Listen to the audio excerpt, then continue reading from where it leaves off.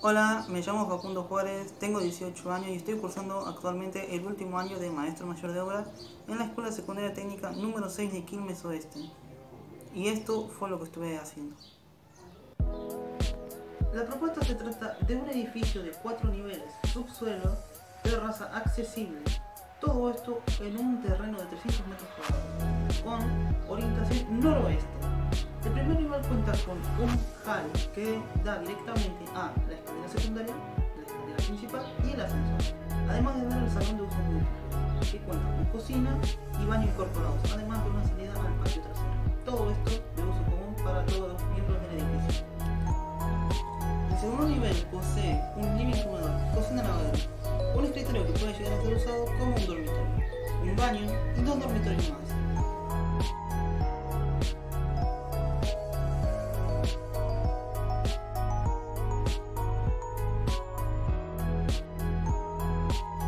Uno de ellos posee un vestidor con un baño en suite. Este último tiene una expansión mayor dadas las características de la planta baja. Esto en los siguientes niveles se transforma en un balcón terraza.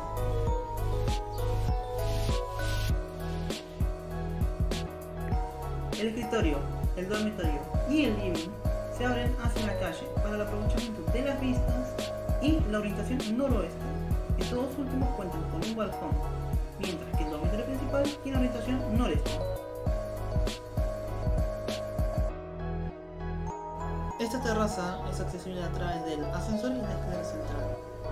Esta posee un suelo verde completamente natural, en la cual se pueden llegar a plantar distintos tipos de vegetación.